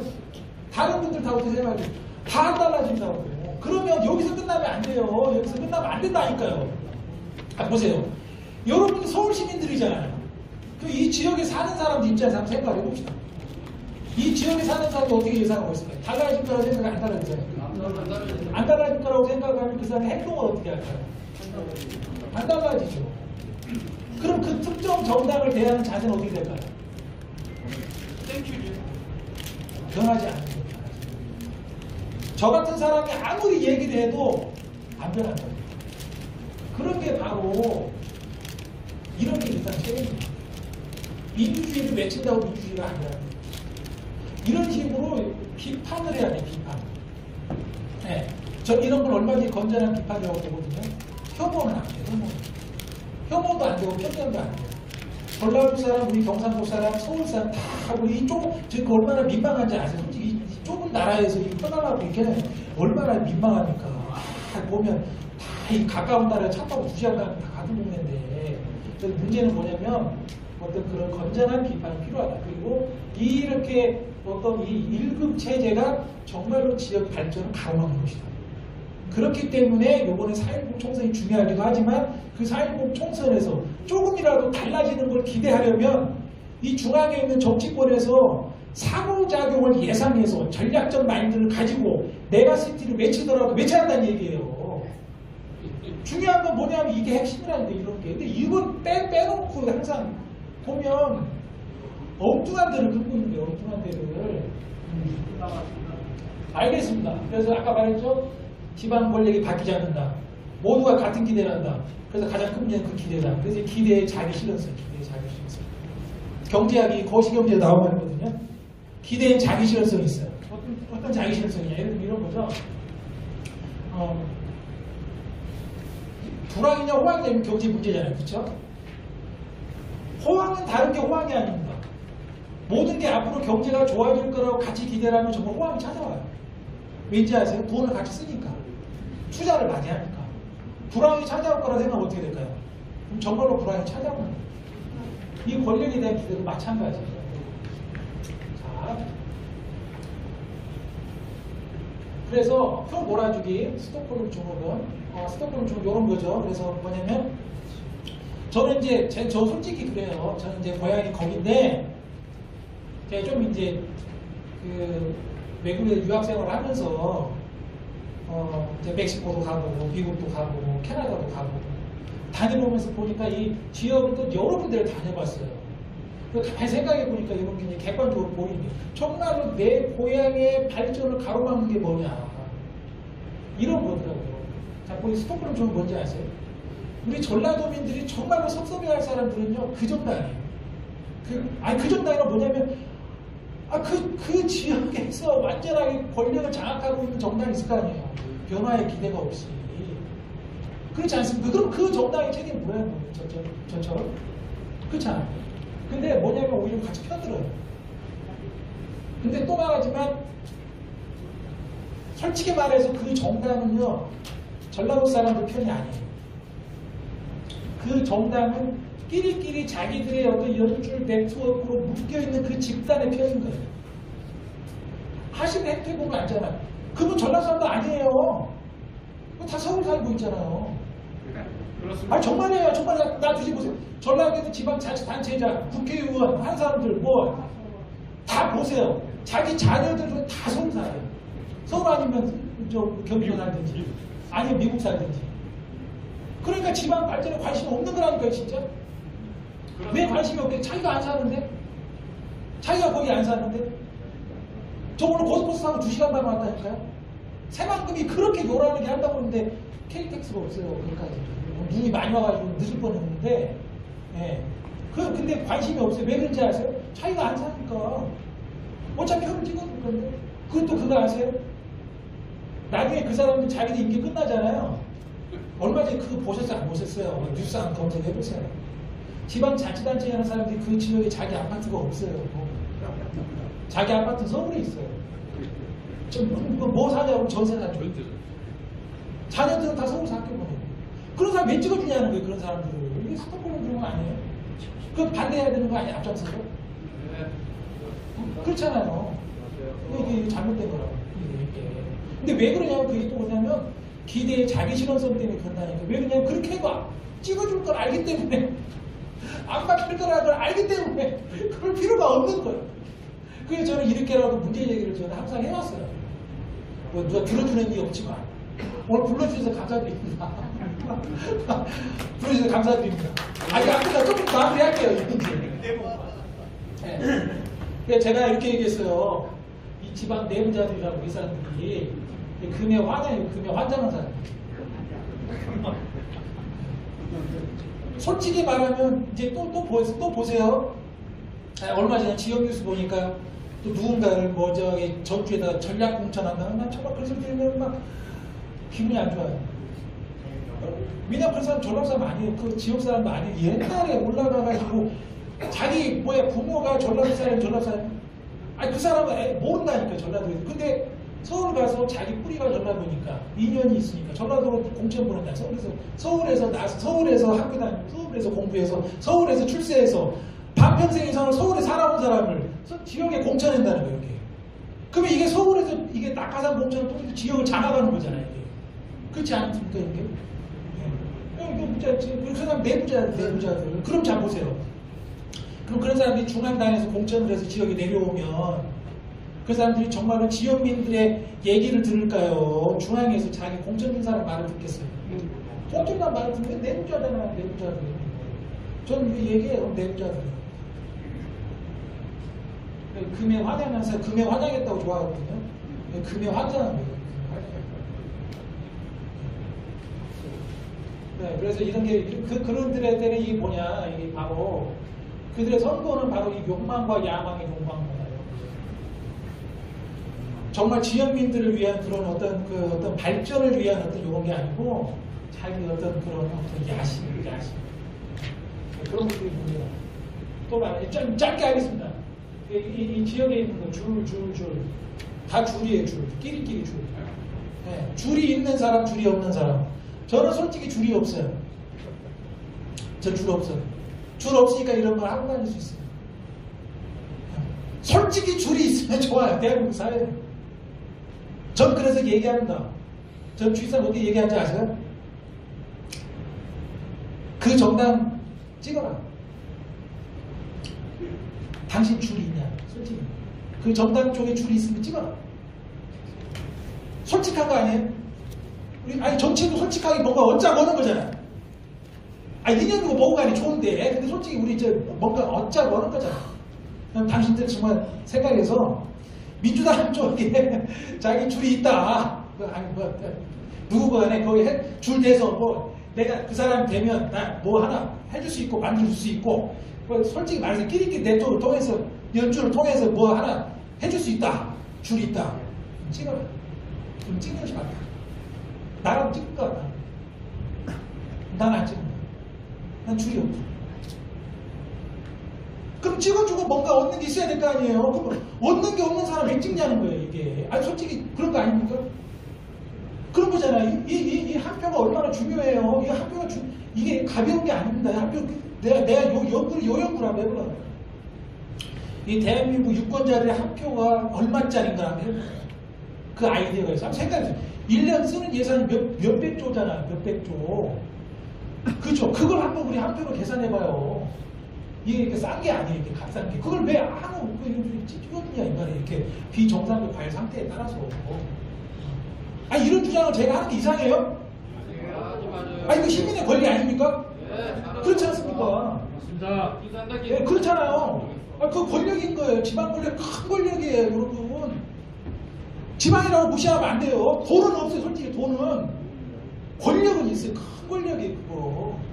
아니, 여기 전라도 공천만 나오면 왜 그렇게 난리가 나는지 알아요? 공천되면 당선돼요, 공천이. 전라도 이 총선은요, 지방정치고 뭐고 간에요, 본선이 없습니다. 본선보다 예선이 더 중요해요. 공천은 당선이에요, 공천은요. 네. 그게 끝판 권력이에요, 그게. 저 그거에 대해 저 문제제기가 안 하고 있거든요. 소래요. 어? 뭐라고 하셨어요? 아, 5분 전. 예. 좋습니다. 그래서 발전 전략은 선진적 시스템을 까는 것이다. 이 선진적 시스템은 뭐냐? 전 솔직히 말씀드리면 정치 서비스 경쟁이 있어야 된다. 정치 서비스 경쟁이 있어야 된다. 그게 맞는 거 아닙니까? 우리 서울은 다 정치 서비스 경쟁이 있잖아요. 이 각 구마다 조금 이 여론이 달라지잖아요. 경기도도 계속 달라지잖아요. 자, 봅시다. 자, 그래서 이제 제가 하나 볼게요. 자, 이것이 발전 전략이다. 지방 공무원들이 아까 말씀드렸죠. 예, 지방 분포 말씀드렸습니다. 예, 이것이 발전 전략이다. 얼마 전에 제가 말씀드렸죠. 이 저평가. 바로 그 우리 이재명 대표가 했던 게 저평가 시키는 거예요. 저평가. 지방에 대한 저평가. 그러니까 정말로 그건 안 돼요. 부산에 가서 그래서 부산팽 서울행이라고 했잖아요. 그쵸? 그래서 이게 사실은 제가 제안하는 거예요. 이게 지금 우리 지금 저기 뭐야 한동훈 비대위 만약에 들을지 않을지 모르겠지만 메가시티 하면 제가 이걸 제안하는 거죠. 이게 발전 전략이라고. 정말 지역에 대해서 어떤 관심, 메가시티의 지향점이 이거라고요. 사실은 인위적으로 쪼개주고 지방 분권을 하는 게 아니라니까요. 이게 핵심이에요. 이게 지방 분권 아니라고요. 지방 분권. 그래서 권한을 지방으로 대충 넘기면 무조건 발전할 걸 사고방식이 아니라고. 문재인 대통령이 한번 하려고 했었잖아요. 이거 아니에요. 이거. 왜? 스스로 망한다. 스스로. 시스템이 없는 상황에서 역선택이 심화되어 큰 문제가 발생해서 스스로 망한다. 제가 또 하나 이 게임이론 용어거든요. 역선택. 역선택이 뭔지 아세요? 언론에 보면 역선택 얘기 많이 나오죠. 진짜 역선택은 뭔지 아세요? 꼭 있어야 할 건 없고 있지 말아야 할 건 있는 거예요. 여러분들 이따가 진짜 저녁 모임이나 요즘 뭐 예전에 어디 이런 거 있잖아요. 어디 모임 나가시면 저녁에 뒷풀이 하죠. 뒷풀이 하죠. 그때 보면 어떠세요? 있었으면 좋겠다 싶은 사람 빨리 가시죠. 저 사람 막 가슴 여기서 끝까지 안 가고 계시죠. 그 역선택이에요. 역선택. 왜 그런지 아세요? 아니 진짜 왜 그런지 아세요? 왜 꼭 저 사람 있었으면 좋겠다고 빨리 가는지 아세요?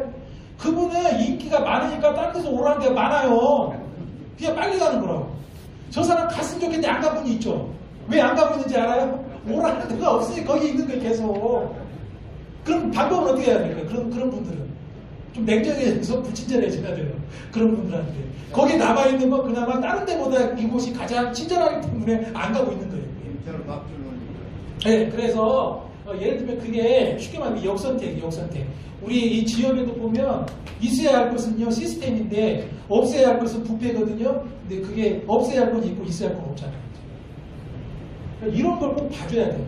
그 다음에 권력 피라미드, 아까 제가 얘기했죠. 비례 자기 실효성으로 해서 어느 누구도 보면 바뀔 거라고 생각을 안 해요. 그러니까 공고한 어떤 권력 피라미드가 지금 형성된다는 게 이걸 해체해야 정말 메가시티 의미가 있는 거라니까. 이걸 해체해야. 문제는 저평가 아까 얘기했죠. 바로 부산팽 서울행 저평가 큰 저평가. 저평가가 보면은 이게 저평가예요. 보유한 가치만큼 평가를 못 받는 거야. 보유한 가치만큼 평가를 받으면 억울할 게 없잖아요. 저평가 이런 거거든요. 요만큼의 가치가 있으면 요만큼 받으면 이게 저평가가 아니에요. 요만큼의 가치를 요만큼 평가받는 거예요. 요번에 부산대가 요만큼 있어서 게 요만큼 평가받는 거죠. 이게 얼마나 심각해. 이게 작은 게 아니라니까요. 작은 게. 근데 그에 대한 왜 그런 이슈 제기가 없는지 모르겠어요. 그리고 또 어떤 개방성과 유연성. 아까 말씀드렸죠. 하버드 클레이저 교수. 예, 그래서 인프라 중심의 사고방식보다 인적 자본, 사람을 강조하는 사람. 지역에 사람들이 많이 가야 돼요. 그러니까 메가시티라는 것도 권역별로 나누어서 인위적으로 지방정부의 권한을 강요하는 게 아니라고요.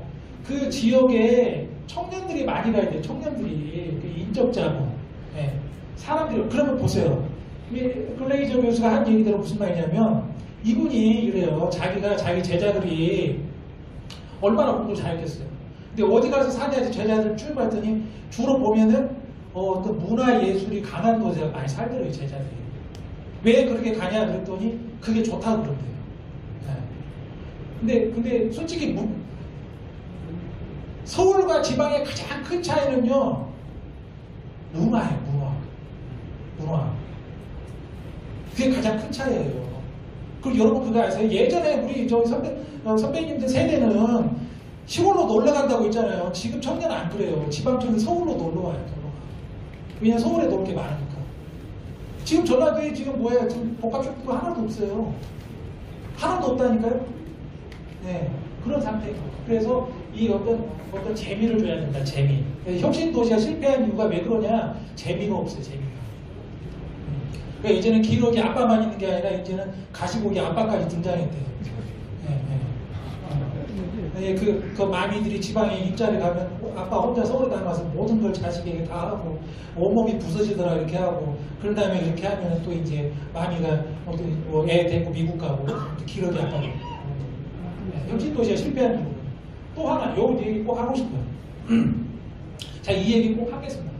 빨간 파란 동네와 보라색 동네. 우리나라도 빨간색 파란색 정당이 그렇잖아요. 그죠? 특이한 건 미국도 그래요. 미국은 빨간색이 공화당, 파란색이 민주당이에요. 그 묘하게. 근데 진짜로 발전하는 동네는 뭐냐면요. 이 두 사이로 오가는 주들, 스윙 스테이트. 그래서 예를 들면 보라색 동네들이잖아요. 보라색 동네. 우리나라의 보라색 동네는 충청권. 경상도는 빨간색, 전라도는 파란색. 충청권은 항상 오가잖아요. 왔다 갔다 스윙 스테이트, 이렇게 종처럼 왔다 갔다 한다는 거예요. 그래서 충청권이 빨리 발전할 가능성이 있어요. 실제로도 충청권의 인구가 늘어나고 있습니다. 예를 들면 이런 거. 그래서 이제는 요 호남에 예전에 합종책이었거든요. 이런 거였죠.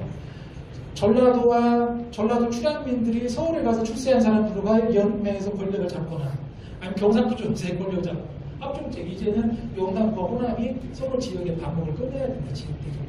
그게 정말로 지금 영남에서도 고령화가 심각해요. 경북은. 그러니까 그것도 그 시사점이 뭐겠습니까? 표 몰아주기가 심한 곳일수록 고령화가 심해진다니까요. 왜 그러냐면 지역 발전에 대한 아젠다가 없는 거예요. 네. 그런 거잖아요. 그러니까 이제는 그런 합종책이 아니라 연행책을 해야 된다. 이것은 뭐 이제 그만하겠습니다. 그래서 여기까지가 오늘 제가 생각했던 메가시티 논쟁의 본질이자 저게 정말로 가장 실효적인 정책이라고 저는 생각을 해요. 꼭 논의가 돼야 할 것들이 바로 저 알맹이라고 생각을 해요.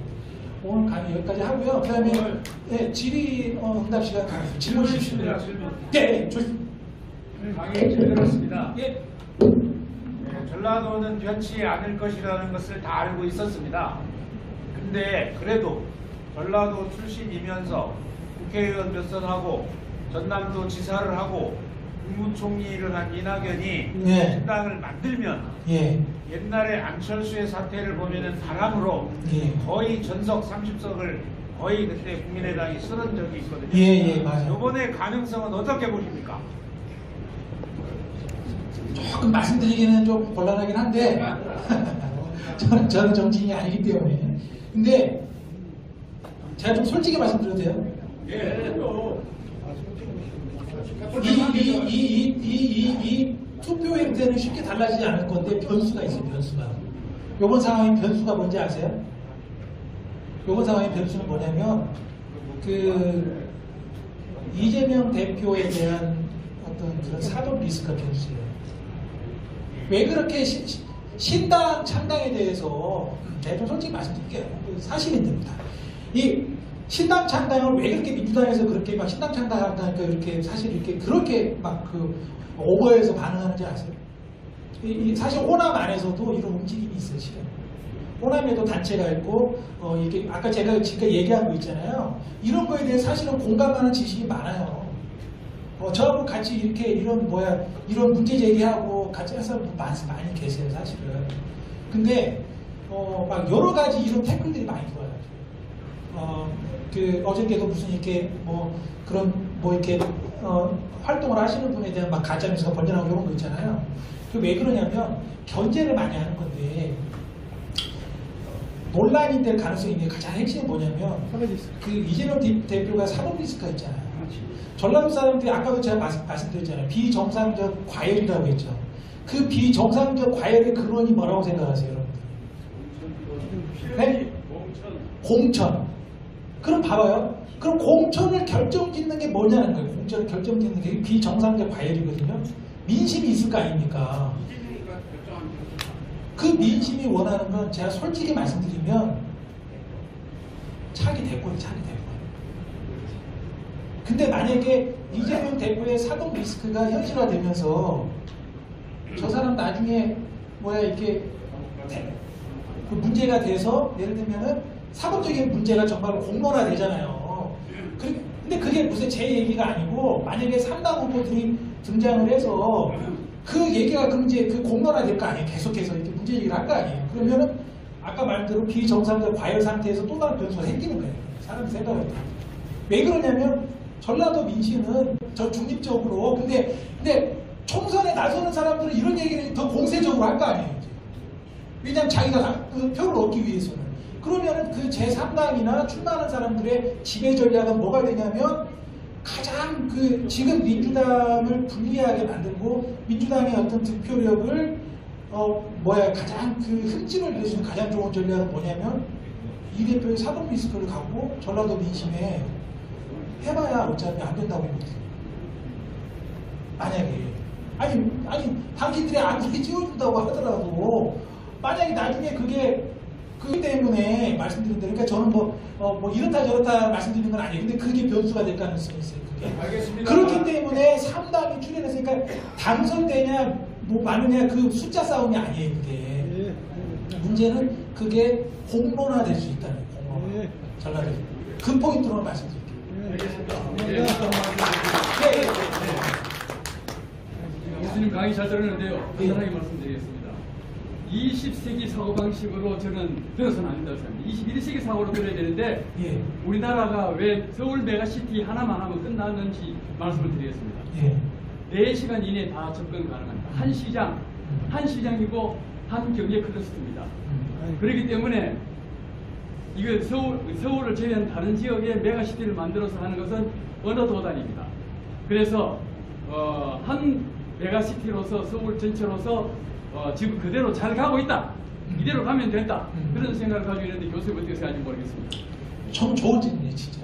정말 좋은 질문. 사실은 이것도 제가 책도 썼어요. 그래서 제가 책을 그 시각에서 메트로 이코노미에 책을 쓴 이유가 제가 아까 말씀드렸죠. 지방 분권, 인위적인 지방 분권 안 돼. 그렇게 하면. 그러니까 뭐냐면 그게 자동 조정 기능을 맡기는 거예요. 그러니까 자유시장 경제에 맡겨서 사람들이 보세요. 그리고 논문이 있어요. 논문이 뭐냐면 논문이 잘 써요. 이게 제 얘기하는 논문인데 뭐가 있냐면 활성이 낮은 기업들이 내려간대요. 이거 연구 논문에 따르면 그 유럽이고 미국이고 다 해봤던 거예요. 저런 게. 근데 안 된대요. 어차피 예산만 나가요. 예산만. 그래서 사실 가장 현실적인 대안일 수도 있어요. 그게. 그리고 뭐냐면 지방은 또 이제 그게 왜 메가시티가 또 이제 새로운 어떤 국면에 있는 거냐면 교통망이에요. 교통망. 자 보세요. 이게 지금 몰림과 쏠림이 우연이 아니에요. 왠지 아세요? 이건 지금 교통망의 발달 때문에 이렇게 그 지방 분권을 이렇게 한다는 게 이건 제가 이제 하나의 그 논문을 들어서 말씀드리면 지금까지 큰 효과가 없었대요. 사실은 그런 측면인 것이 있잖아요. 예. 그러니까 그게 뭐냐면 그게 이제 그 자동 조정이거든요. 자동 조정. 예. 그러니까 자동 조정되게 내부는 좀 그런 측면이다. 예. 네네. 그만해요 이제. 그만하시죠. 그만해. 다음 방이 되지. 다음 방이 되지. 예, 좋습니다. 예. 제가요 옛날에 중도 근로자들 예. 서울에 왔을 때 들은 적이 있는데 쿠웨이트가 예. 3시간 거리에 딱 3시간. 예. 그때 우리나라가 일일 생활권이었어요. 우리나라가 일일 생활권. 예. 근데 그때 쿠웨이트는 3시간이면 나라로 채. 그러니까 후세인이 그냥 착해서 먹었잖아요. 근데 우리나라가 지금 3시간이에요. KTX 때문에 전부 3시간이에요. 그러니까 메가시티 맞아요.